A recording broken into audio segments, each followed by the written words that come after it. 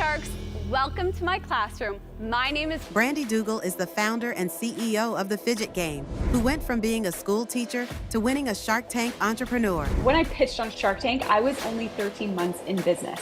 We did have like $1 million day, which was incredible for sales. I actually didn't know what ROAS meant. I was a solo founder. I had no clue what was happening. I just knew we were making a lot of money. Her multi-million-dollar company is revolutionizing primary education with science-backed games that make learning faster, smarter, and more enjoyable. I was a teacher before I created the company. I had zero business experience. I've definitely hit burnout a few times and it's been rough as a solo founder. I think that's like a risk that you take. If you were to go back to your old self when you first started the business, what advice would you give? Hire way sooner than later. I like being overprepared. I like thinking of every little detail. I think it contributes to a lot of our success. I had to walk through the fire and all the failures so many times to learn things. I wouldn't change a thing. I have a pretty amazing mentor. They just got acquired for $1 billion. She said, Brandi, no one can copy as fast as you can. There's always gonna be. He has helped me make bigger decisions and kind of allowed me to step away from the cliff. The limits are in your mind. You have to really push through your mind more than anything. The most surprising thing about starting a business was how Brandi, pleasure to have you on. You are the founder and CEO of the Fidget Game, which has gone pretty viral. It's an e-commerce brand and you have a game. Do you want to tell us a bit about the game? Yes. So I create educational games for kids to teach literacy and math skills. So they're multisensory, aligned with the science of reading, which is the most up-to-date research on how we teach children how to read. And basically from pre-kindergarten, so about 3-4 years old, all the way to grade 5, we cover the entire literacy and math journey. Got it, yeah. So what's your unique mechanism as a product? Because there must be other people who try to copy you or there's similar-ish products on the market, right? So what makes you guys specifically unique? Yeah, so there's a lot of copycats out there, a lot of Chinese sellers, especially on Amazon, that love to scrape data, see what's selling, and then copy as best as they can. And I would say that we have really great learning guides and workbooks. So within our games, we have teacher created, basically we give like week by week lessons to follow as you're teaching the child the specific skill that game is teaching. So I think that sets us apart. I also think our community is super strong. When you're buying products, especially for children, I think it's really important to find a brand that you trust, especially with testing. All of our silicone that we use is food grade. And yeah, just making sure the product's safe. So I think that sets us apart, and our teacher council and affiliate program that keeps us really engaged with our community. How does it make you feel when you wake up and you see another copy of your product on Amazon? That must be stressful. Well, you know what? I got really good advice. I have a pretty amazing mentor. Her name's Melissa from Melissa and Doug Toys. They just got acquired for $1 billion. So she's been in it for a while. And she said, Brandi, no one can copy as fast as you can create. So she's like, it's always going to happen. There's always going to be copycats, but just stay ahead of the game and keep creating and keep creating. So she created over 1,000 wooden toys herself for kids. So that's really what we're constantly doing. Is we just, we understand copycats will come. It's like whack-a-mole. We will, try to take them down if we can. We do legal action. And if not, we just continue to create and stay in our lane. Yeah, I always think how important is it to take legal action? Because by the time you spent money on lawyers and you've gone down that process, and they'll just take the product off, but maybe they've had 3-6 months worth of sales in that process, right?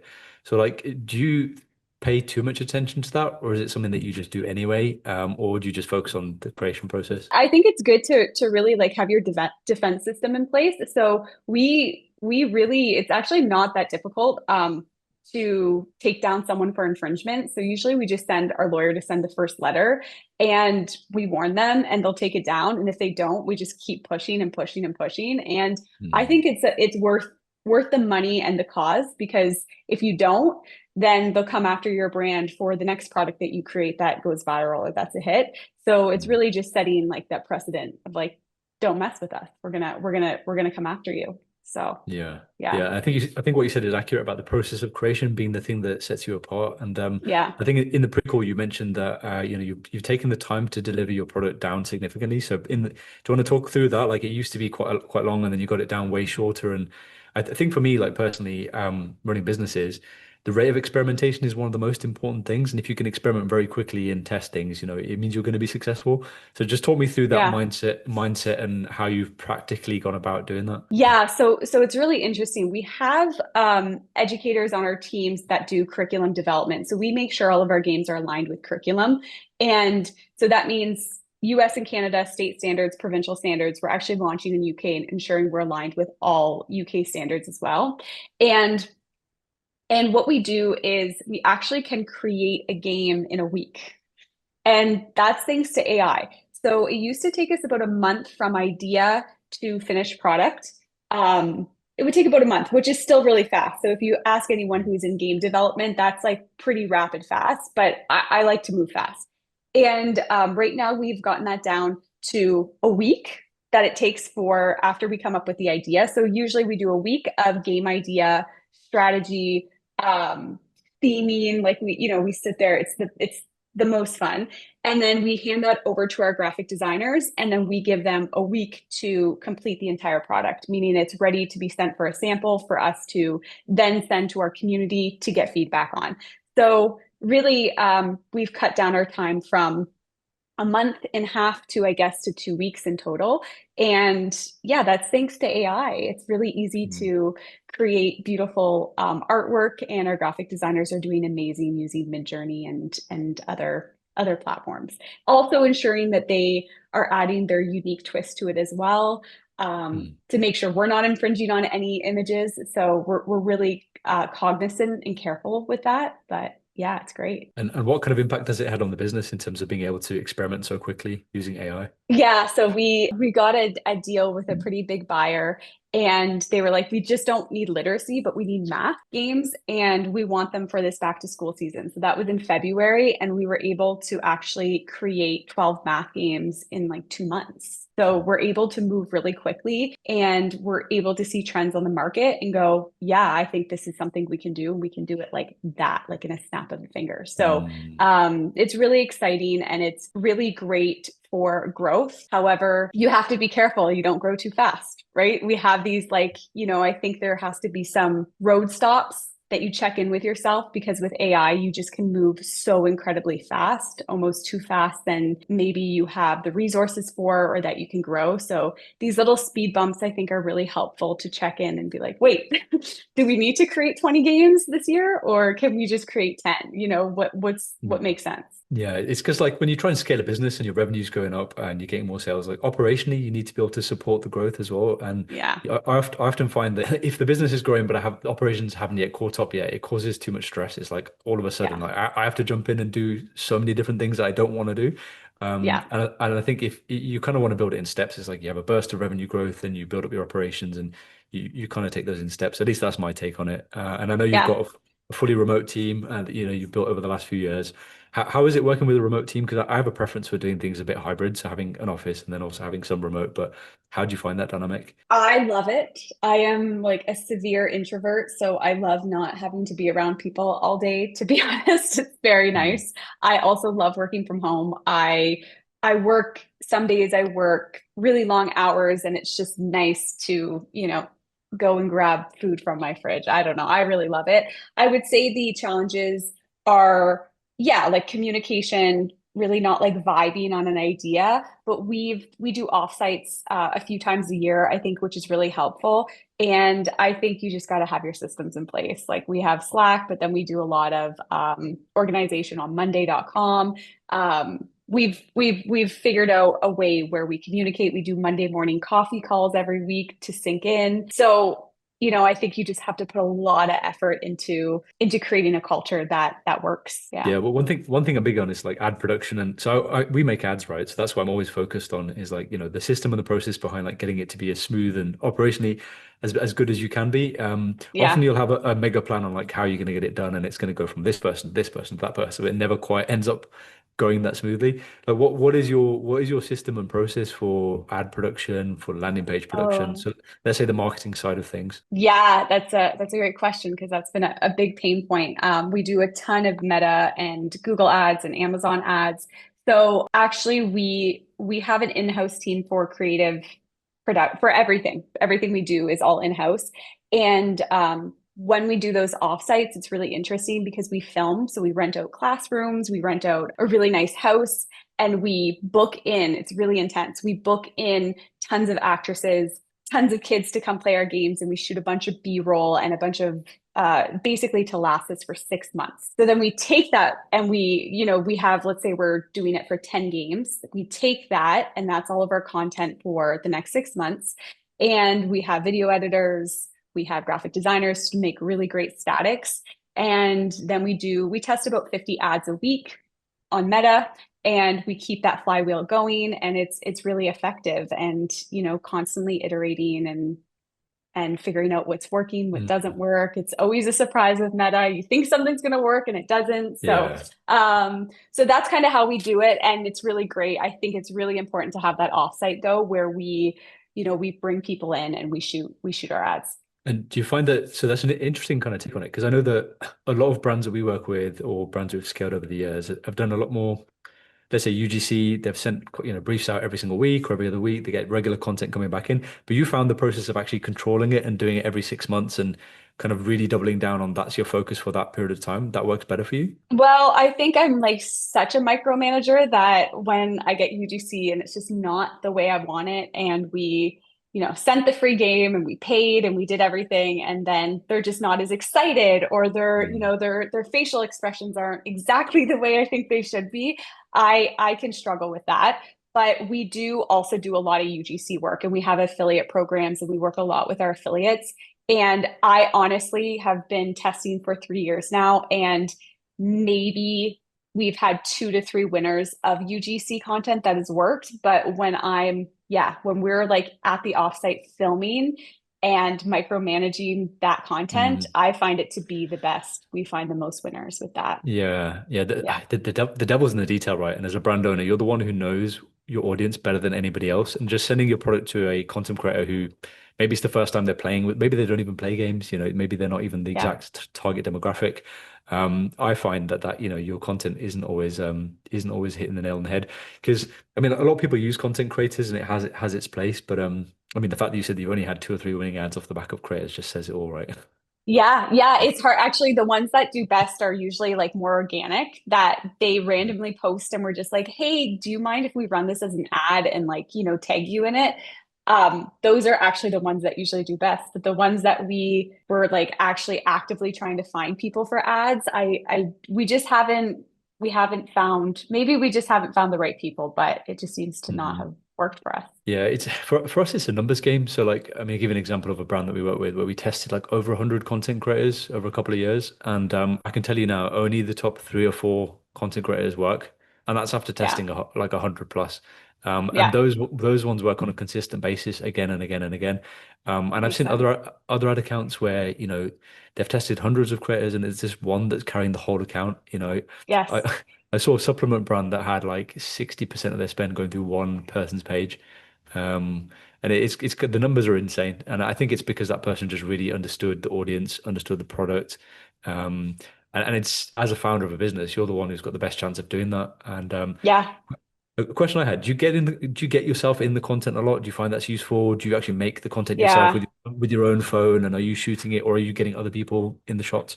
Yeah, actually, every Friday my like calendar is blocked off for creative day. So I do like TikToks and all the ads. So actually I would say like 50% of our ads are actually me in the ad, like founder Mm, story, founder explaining the game. I was also a teacher and reading specialist, so mm, I have the knowledge and expertise and experience to explain things. So I think that yeah, 50% is kind of like it weighs on me to do, and the other 50% is just either filming with the creators.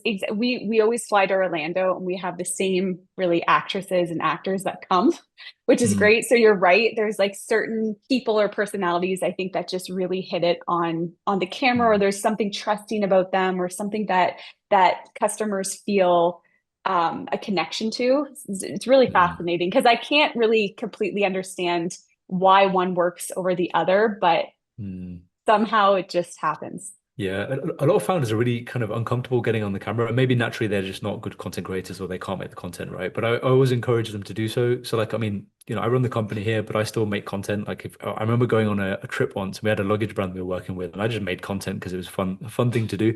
So I think you've got to drive this ethos in top down, and I'd always encourage anybody in any team who's running creative, for everybody to make content. At some point they don't have to do it all the time, but to give it a Yeah. go. I think that's really really Yeah, I important in think our game.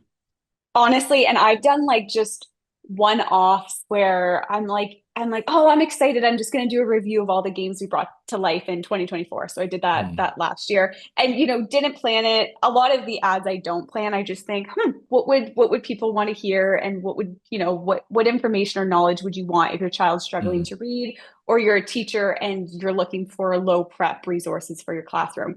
And those seem to always work best. When I'm Yeah. natural, I'm not scripted, I'm not even like really thinking through a hook. Mm. I'm just talking. Is I think humans are getting more and more, they're seeing the nuances between what's real and what's fake. I think Mm. that's becoming more and more obvious, and people are really turned off to like the scripted model isn't working, I don't think, as much. I think people are smarter. They really understand, like, is this real or is this a bunch of BS? Yeah, yeah. But Yeah. so I guess the next question I have is like, as the founder, if you're driving a lot of the content, does that not become a bottleneck to then getting more creative on board? And I have a potential solution to this, by the way, which I want to Yeah. tell you about in a second, because we've been working on something that I want to share with you. But in the meantime, tell me, like, do you feel like that's a bottleneck because other people just don't understand how to make the content as best as you can? I do. I also feel like I'm spinning so many plates all the time. And I'm like, oh gosh, a content day on Friday where I should really be planning out like vision and strategy. I do. So I'd love to hear what your solution is to that. Okay, so what we've started doing recently, and it's had some early signs of success, is instead of just working with any old content creator, you do the regular casting process. So you Yeah. you go and find a bunch of people. And by the way, we don't just look on the standard places. So we don't just look on Incense and Instagram, and we also look in Reddit communities. So we go on Reddit, we go on Facebook groups, and we try and find people who aren't even content creators. We'll even do some LinkedIn outreach. So we actually sign up to Nice. Recruiter, which we have for recruitment anyway, but we started to use that to actually outreach to people. And we find authorities in their field, so people who are know about something. So in your case, it would be teachers or learning specialists, and you outreach to them, and they may not even be content creators, but that's great because they know how to talk from a position of authority, and it's almost Yeah. like their their imperfect content actually makes the content more believable. And what you've got to just do is encourage them to make the content. And some of them are looking for something else to do other than their day job. And so if you're the person who convinces them into the process, you can get them to become a content creator, and that's working pretty good for us. And it's like if you speak to another teacher about the stuff that you're building, they're going to say things in a very different way to just a standard Yeah. regular content Yeah. creator. So for us, that's worked really well, and I don't know if that's a little takeaway. You can do what you want with that, but I feel like that's one way maybe you could remove yourself a little bit from the process and get other people who really understand what you're doing. Yeah, I think that's brilliant. That's really, really smart. And I could see that with some of the teachers that aren't content creators for sure, but also could speak to it so beautifully and with such an understanding. I love that. Yeah, yeah. It's great. I can tell you now, some of the highest performing content that we've got, and it's done like millions and spent, is literally just somebody talking to the camera, uncut. We've even recently started to take video calls. So like what we always do is we meet with people who want to get on Yeah. in content. We'll have an initial call with them, and in that initial call, we'll have a bit of an interview. We'll ask them some questions about everything, and they'll talk about everything very very uncut, unfiltered. At the end of the call, we realize, hang on a second, that whole video call was like super interesting. Why don't we just ask for permission to use the call? Because we record everything on Fireflies, the AI call recording Yeah. thing. Yeah. Yeah. Um, Yeah. and so recently, just last couple of weeks, we've started chopping that up, and we're going to be posting that. So keep in touch. I'll let you know how that content goes. But I've got a really good, Yeah. strong feeling about that because it's so organic, it's so believable, and I think customers now, especially with the release of VO3, I don't know if you saw VO3 from Yeah. Google. Yeah. Yeah. Yeah. Yeah. Yeah, check out the LinkedIn video I posted yesterday. But it's just insanely real. Even the UGC just looks completely real. I cannot tell the difference. Even the voice, before the audio was a bit off with some of the AI tools, but the voice is perfect, the video is perfect, the details are just like incredibly accurate. And it means we need to lean more into authenticity. So how do we do that? We've got to find people who are talking a little bit imperfect, talking from a position of authority, talking in a way where Yeah. you cannot replace the depth of 10 years or 15 years of being a teacher. And for me, that's the key thing. That's the thing that's going to be different in this new generation, the next new generation of content in the next 3 to 6 months. And it's happening quick. Yeah, it's happening so quick. So are you with VO3, are you excited to use it for content creation, or are you kind of stepping away from it and saying, no, I think we should still try to be as authentic as we can? Whenever you ask these kind of questions, the answer is always it depends because it depends on the Yeah, circumstance. So I would say there's certain situations where people don't really care if the content creator is AI because the product is just visually demonstrable. You're not making claims yeah, about your own experience about the product. You're just demonstrating the product. So if an yeah, AI person is demonstrating the product, it's perfectly fine. So for example, I don't know, a fashion brand. From my point of view, you could replace a lot of that content straight away with AI yeah, generated stuff yeah, because nobody cares about the model, not really. yeah, All they care about is the garment, and you can now train garments into a model, and it's pretty accurate. So I'd say in those kind of cases, it's fine. I think for me, there's no difference between an AI content creator and a UGC creator who's been paid on incense to make the campaign. true. Very It's the true. same. It's the same thing because if you're sending a product to somebody and you're like, "Hey, just make me content," that person is biased because they are making content for you, right? And from my point of view, I'd rather just make that with AI because well, it's the same thing from a believability point of view and authenticity point of view and everything. It's no different. Yeah, So for me, I think that there is a use case for making some AI related things, but I still think that you want to work with some content creators, but not a generic content creator that who just yeah, makes. I see it on X a lot where like you get these people who have these massive hauls of product coming to their house and they're posting about, hey, look, I just got 20 new products to record content for. I'm like thinking, yeah, you don't use those products. You want to find people who use the products, have the pain point, have been through the issues, yeah. and those are the people who are going to make the most genuine content that is irreplaceable. Yeah, it's so fascinating because I I honestly I was on Instagram yesterday and I saw a video, and I'm always good. I mean, you would be as well. We're in create like in content creation, you understand. And and I was watching it and I was like, wow, that was crazy what just happened in that video. And it was totally AI. I knew because when I looked at like the baby in the video, there was like the mouth was a Mm. little off. So I knew, but it took me a minute. And usually I could catch it right away. So it's going to be really interesting to see what happens in content creation, what happens to UGC creators, how Mm. that's going to look like in the next year, 2 years. Can you imagine in 5 years?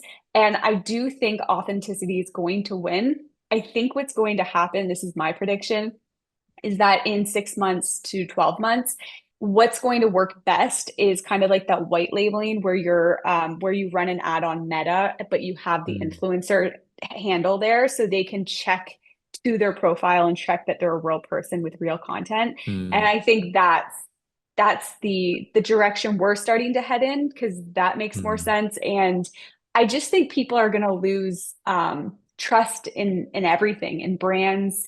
I don't know how we're going to say, hey, we're real and they're not real. I think Mm. scams are going to increase. I think people are going to be way more skeptical to buy online, and it's going to create fatigue. And I'm so fascinated to see what happens, but it's going to be an exciting time, a challenging time, I think, but Yeah, exciting. the way I see it is like Pandora's box is open, and it's our opportunity to grab something from this process, right? Yeah, Because yeah, if we don't, other people will, and that's just the way I yeah, look at it. yeah, Yeah, I totally resonate with what you're saying there. To your point on whitelisting, so we do quite a bit of like whitelisting. I think at least 60% of our ad spend across all the brands we work with is whitelisted from yeah. third party pages. And I think there's actually a stat that actually shows you how many people clicked on the profile. I think maybe Meta sent it to us. I'm not sure if it's accessible through Ads Manager. But it's actually quite a small percentage. It's about 1.5%. But having said that, we took somebody who was never a content creator and we ran a lot of spend through their page over 2 years, and they got from like 0K followers to 180K followers just from ads. Wow, Yeah. wow.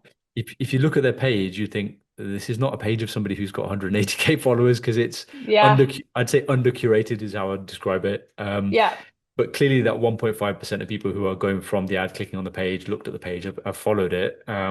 is definitely getting some traction. That person actually went and got a bunch of other brand deals off the back of it as well. So it's a very good way of, Wow. yeah, it's a good way of like we find now when we want to bring somebody on board to do the whitelisting, we also sell it to them as, hey, you want to build a follower base, you want to build a community. This is a way of like turbocharging it without having to make as much content, and it's all whitelisted so that it doesn't turn up on their feed and take up all that real estate. Yeah, that makes sense. That's awesome. I also that's what we also try to propose when we're working with creators is like we're going to be advertising and pushing thousands of spend a day Yeah. potentially to this ad and to your profile. And I think that's really I'm not sure how you guys what you do with payments, but I have found that some of the best videos have been just like in exchange for a free product. And Mm. we honestly get our best creators from that. We have also done like paid collaborations. And I think in the last year, I've completely stopped it because we never really got a return. And I find that a free product in exchange is good enough. Interesting. Yeah. I Yeah. guess if they receive a free product and they use it and they like it and they want to do content, it means that they resonate with your brand. Exactly. Or they even reached out to get a free product or looked for some sort of collaboration that they really wanted our product, you know? It Mm. wasn't about money. It was like I actually wanted this for my kids. Yeah. Yeah, I totally get that. For us, like we do some seeding of product, but generally speaking, and I'm going to take on board what you've said there and see if we'll do a bit more seeding because in the past we've mainly just put up a brief and said, hey, let's send you a product. If you like the product, come on board, we'll make content. But that relationship always initiates with the frame of, hey, make content for us. And it's Yeah, different, yeah, right? yeah, yeah. Yeah, yeah, exactly. Yeah. Yeah. Yeah, it is. Yeah, in terms of payments, what we find works the best is so we'll normally pay a one-off brief fee at the beginning and just get, it can start from anything from like $150 up to $1,000. It really depends on the Yeah. person and Yeah. like what their authority is, like what their page is like, all that kind of stuff. And then we try to get people into an affiliate partnership. So we say to them, hey, okay, if you manage to do a few briefs for us and the campaigns are doing well, we share the performance with them as well. We say, hey, this Yeah. depending on who the creator is, sometimes we'll share based on like number of sales, or it might be based on revenue, or it might be based on ad spend. It depends Yeah. on like what their understanding is and how the tracking is done of the sales, and it's different for every client. But basically, what we do is we say, hey, give an example. We'll say, hey, we'll pay you 0.5% of ad spend budgets for the month, or 1% of the ad spend budget for the month. And when you break it down, that's actually quite a significant amount of the profit. It's not Yeah. like 1% of ad spend might equate to like 10 or 15% of the profit when Yeah. you take away ad spend and cogs and stuff like that. So that ends up working quite well because with those partnerships, they're incentivized to get and people love random rewards, right? This is why gambling is Yeah. so addictive and why people Yeah. play World of Warcraft and all this stuff. Yeah. So at the end of every month, when they like, oh, how did my campaigns do, right? And they get to log in and they have a chat with us, and we're like, this month was good, or this month wasn't as good, but here's the reasons why. It kind of gamifies the process for them a little bit, and it means that Yeah. they naturally are thinking about the product at the back of their head all the time. So when we shoot them a briefing, we usually use WhatsApp because we're international and we have WhatsApp groups and things like that. Yeah. We'll shoot them a brief on WhatsApp, and some of our best creators are turning around content like same day, next day, 2 days, just because the incentive is there. They like the product, they enjoy using it, they use it every day anyway, um, Yeah. and they get paid well, and there's that random reward at the end of it as well, which is super motivating for people. Yeah, that Yeah. sounds like a great deal. I love that. I also I'm gonna think that through actually with our affiliate program, how to get them kind of more excited and engaged by gamifying it. We of course give our monthly reports for sales, but they're kind of up to we kind of leave it up to them to do all the posting and how much they want to post and how often they want to post. But I think that's really great. I'm curious to know, so what if one of those ads become an evergreen ad and it's like running for Mhm. 3 years? It's the top performing. You guys are pushing like Yeah. hundreds of thousands of spend on it. That's okay, right? Because you say, well, this creator deserves it because they created a winner Yeah. for us. I mean, if we make a deal with somebody, we were going to stick to it. So it's like Yeah. we had one creator that we paid 200K US to over the last 12 months. Wow, that's Yeah. amazing. So, That's and it, it amazing. it is what it is, right? So I'm not paying $300 Yeah. for a brief. And the pitch is very good for them because you can say to a new person you bring in on board, you can be like, yo guys, like the commission could be significant. But we Yeah. don't false sell it. We say to people, hey, it takes time to get to this point. And just a caveat, the person who earned that 200K over the last 12 months, they've been working with us for like almost 3 or 4 years, and it took Yeah. time Yeah. for them to really hone in their content strategy and find their voice and find the angles that are working. So it's not like it came overnight. In the first Yeah. year, it was like hardly anything. But we've got into a bit of a process now of doing this with different authority figures, and it works pretty well. Yeah, that makes sense. That's really awesome. I think that's really great incentive for creators, and they deserve it, honestly. They do. So I think that's great. Yeah. I've just always been a little hesitant with any contracts, like, a percentage of ad spend. So I'm like, Mm. wow, what if like in five, we've had evergreens that have run for 2.5 years. And Mm. just like that's a long time to be in a Yeah. contract with someone. But yeah, it makes Yeah, sense. because it's such a new and unique thing, generally speaking, people the lawyers that might be reviewing things on the creator side don't really understand the dynamics of the commercials. So normally what we Yeah, do is we just say, hey, look, as long as we're working together, the commissions will continue. But if we stop working yeah, together, the commissions will stop.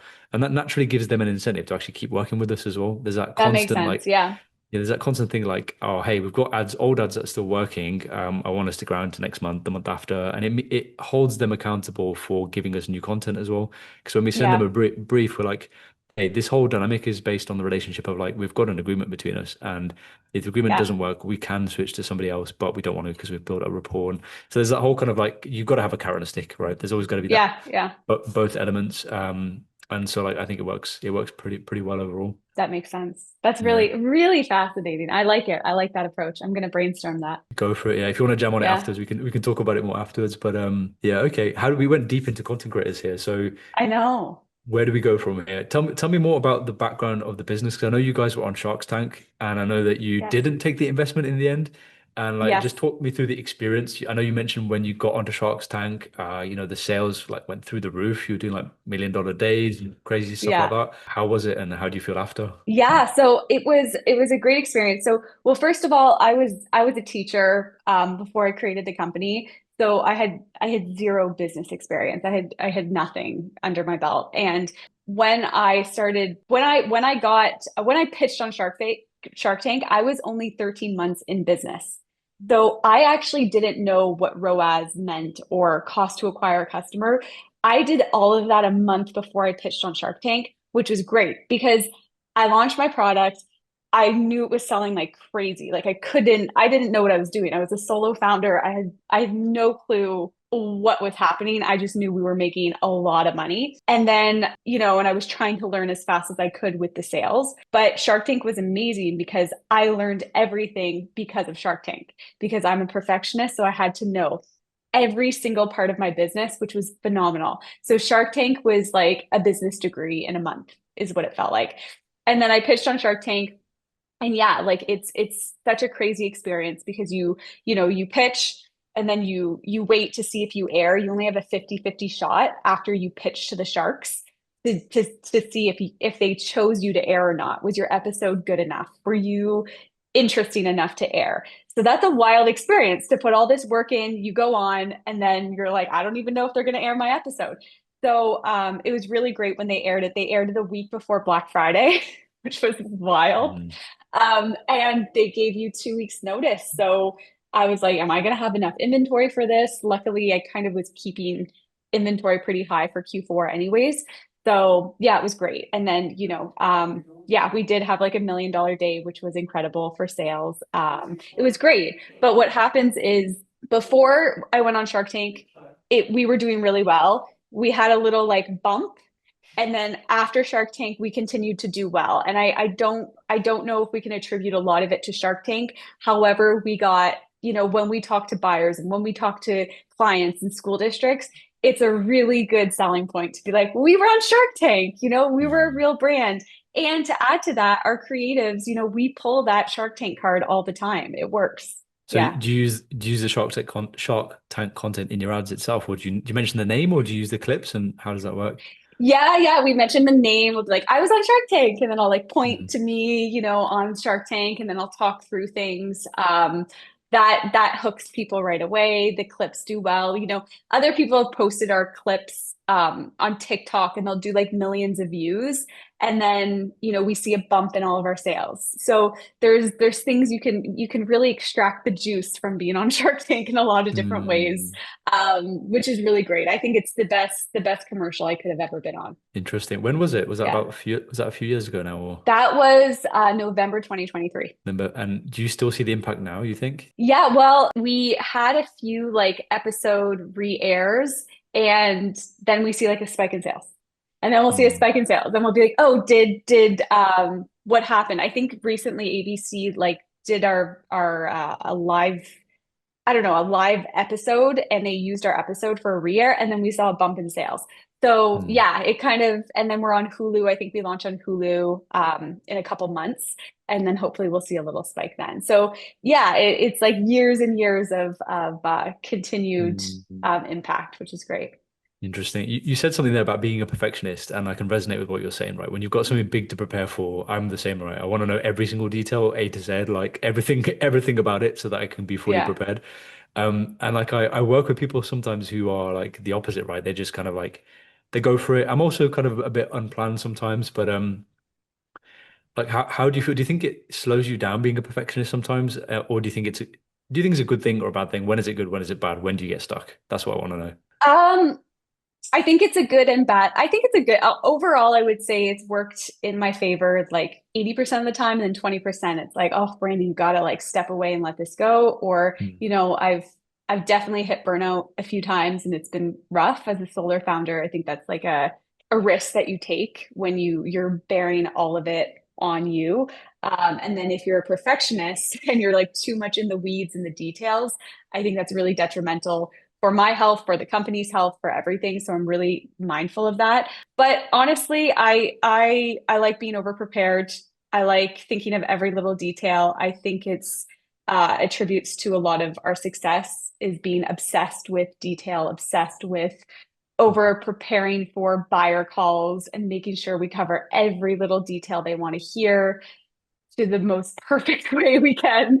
And we see success. So when we do buyer calls, we have like a 90% success that they'll order from us. And mm, that's because I've really thought through like a perfect way to pitch and follow up and do everything. So yeah, yeah. but two sides to the coin with everything in life.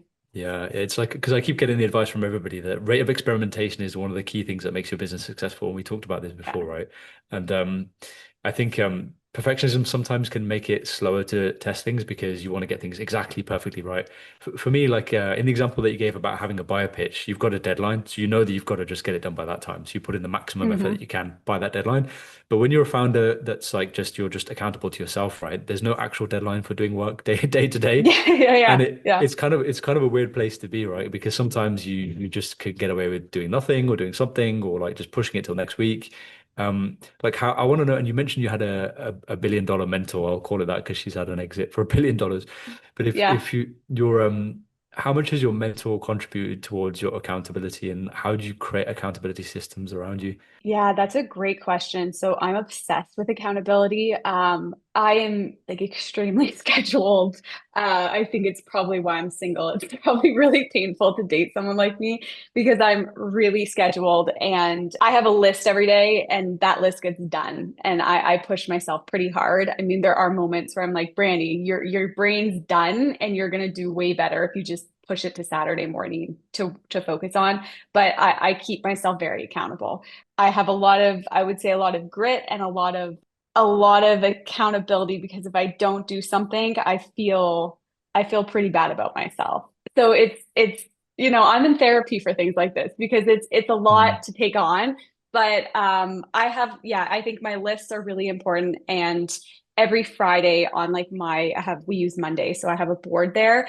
I go through like, did I work out 5 times a week? Did I accomplish all the goals that I said I was this week? And if I didn't, then my punishment is I have to work the weekend to finish it. So I'm a little mm, extreme, but I'm trying to learn to be a little more easy and calm with myself, because I don't think it's sustainable for a long time. But as far as Melissa, my incredible mentor, she has helped me make bigger decisions and kind of allowed me to step away from the cliff when I'm like, oh my gosh, everyone's copying our products. I don't know what to do. She'll be like, this is normal. You're going to go through this. This issue is never going to go away. Here's what you can do. Here's the mindset shift you can take. So she's really good at mindset shifts. But to be honest, she's like, yeah, it's going to be hard. And yeah, you're going to work really hard. And yeah, you're going to have to sacrifice a lot for it. So she's really real. She's not like fluffy. She's super real about things, which I appreciate. It's like it's building a muscle, that mindset, right, to become a successful founder, because it takes years. Honestly, sometimes It does. you get, because you put your heart and soul into things, right? You take things very to heart when things don't go to plan, and especially Yeah. when people don't necessarily do the things the way that you imagine them to be done. And it can be a process. It can be a process. I hear what you're saying. Do you think that all successful founders are like really hard on themselves and have like high personal standards? Yeah, I do. I think well, you know what? Not true. I've met founders that are calm, cool, collected. They have raised like, 100 million and they're taking the day in stride. I personally don't know how they do it. So I've met different Mm. types of founders. I've met the founders that are really, high stress, high energy, like go, go, go, go, go. And Mm. they're successful in their own way. I do think the calm founders actually, I find that they grow quicker. I think they're able Mm. to like step back and really think through the vision and decisions a lot better, to be honest. I think it's they're calm on the outside. They're They're calm not. on the outside. Yeah, they might be like on fire inside. Their brains might Yeah. be like, "Phew." I think the calm founders have really good exec teams and people they can trust. And I Mm. find that to be huge. They've also raised money. I'm self-funded and bootstrapped. And I think when you raise money and you have like 50 million that you raise, you can hire the right people to delegate the tasks and can kind of pass over responsibility. I find the ones that are more bootstrapped are kind of more, intense and a little more Mm. stressed because you don't have, you're constantly worrying about cash flow. So you kind of feel like you're in survival a lot of the time, which makes I sense. just Yeah, I get that. I describe business to people as like building a house of cards. It doesn't matter how big the house gets, you're gonna feel like it's gonna drop at any second all the time. Yes, that's what it feels. It's so crazy. I actually like do like affirmations in the morning and being like, Mm. I am safe. I am not, I am calm. I'm in a safe place. My business is safe because every day like feels like I'm trying to keep things alive. It's Really, do wild. the affirmation, because I find myself, if I try to do those affirmation things right, I can't take myself seriously. I'm like, dude, I like, can't come on. either. I can't either. I can't either, but I've done it and honestly it's had an impact on my life. So I continue. I do it in like meditations. I'll repeat the same thing over and over again every morning. And it's really silly and you kind of laugh at yourself, but there's something to it. There really is. Yeah, it's like building a business. You've got to build every aspect of your life around it to be strong. So your body's got to be strong, your mind's got to be Mhm. strong, your diet's got to be good, your sleep's got to be good, and then like your work can be good. If you can't have, at least from my perspective and from my own like personal like journey, if like one or two of those things is off, then everything just falls off. Yeah. Yeah, that's exactly right. But if one of those things is off, then you need to really like recalibrate and look at your life and be like, am I pushing too hard? Am I focusing on the wrong things? I really think like when health issues hit or, something's off in your life, it's usually because you're trying to be, your body is saying like wake up, something's off and you need to recalibrate. So it's all a lesson, but I think the most surprising thing about starting a business was how much personal growth I'd have to go through, like how it's Mm. really the limits are in your mind and you have to really push through your mind more than anything. And I think that was fascinating. It's like building the business is tough, but actually, building a business with your brain and pushing through those limits is the hardest thing. Yeah, totally. I don't know if I'm biased, but I don't feel like I would have had the same level of self-growth if I was just working in a corporate job where I started from, right? Yeah. I just wouldn't have pushed myself as much. And I think it's Yeah. going into business that has made me grow as a person. It's attached for example, I've had to learn so much about people, and like how to deal with people, how to manage them, how to get the best out of them, how to coach, how to mentor, how to be mentored, like all Yeah. of those things that you just don't get. I think that running your own business is one of the best things you can ever do for your own personal development because it holds you accountable in a way that nothing else can. Yeah, I think if everything went away tomorrow for me, I would say, wow, that was the most incredible learning journey I've ever been on in my life. I think I could have gone to the Himalayas and meditated for, I don't know, a decade and not learned about myself what I've learned in the last 3 years pushing hard and running a business. So Yeah, I think yeah. it's profound. So I want to wrap up with a couple of quick fire questions, if I may. Yes. Um, so just talking on the topic of what we've just spoken about, if you were to go back to your old self when you first started the business, which was what, around 5 years ago? Yeah, 3.5, if you can Three and a imagine. Yeah. half, three and a Yeah. half years ago, what would you say to yourself to tell yourself it's going to be okay? And what advice would you give? I like that question. I would tell myself that everything's going to work out. You just need to trust, believe, trust all these gut intuitions, instincts that you have, follow it, go through it. And honestly, I wouldn't advise her to change anything because I had to walk through the fire and all the failures so many times to learn things. So I wouldn't change a thing, to be honest. But I know that's kind of a lame response, but it's true. It's not a lame response, no. And I think we need to remind ourselves to project that same voice into the future because we're hard on ourselves now. Because then if you look back Yeah. in 3.5 years from now, you'll probably be saying the same thing. I wish I'd said that to myself now. Yeah, yeah, yeah. And walk through the fire and do it with an understanding that this is a lesson, not a failure. Mm, Always, we did something so silly with our inventory, went into severe overstock on a couple of our products.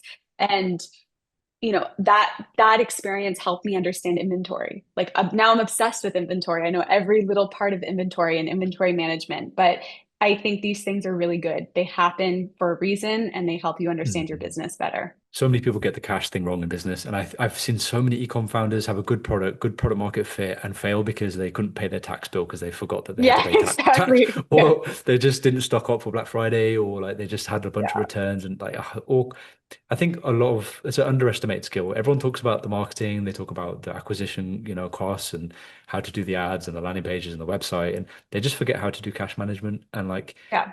negotiating terms with your suppliers, figuring out how to get money in from investors, etc. I think it's a big Oh, you're underserved thing. reminding me. I think the one advice I would give is hire a Mm. fractional CFO way sooner than later. That was Mm. that was like way sooner. That would be my advice. That is definitely a good one. I can Yeah. definitely agree to that one. My Yeah. cheat code is I actually trained as a chartered accountant, so I've got a little cheat code. That's incredible. I wish, if I had a co-founder, I would want them to be like the numbers person for sure. Yeah, It's got ya, it's got ya. yeah. Makes a lot of sense. And final question. So if you were going to start again and not do the fidget game, what business would you start? Ooh, that's such a great question. Oh, I would have done toys. Like I would have, like I'm in educational toys, but I would have done like play toys. So creating, we're kind of doing it now and I'm excited, but creating like kind of like LOL dolls. I don't know if you know that, they're a huge Mm, brand, but creating like dolls and toys for kids to play with. I think that's what I would go into. amazing, amazing. Yeah. Brandy, it's been a pleasure. Where can people find you? Yes, Instagram, the Fidget Game, also on TikTok, Teacher Brandy. We have quite a following there, and yeah, or our website, which is www.thefidgetgame.com. Amazing. Thanks for coming on. Yeah. Yes, thank you.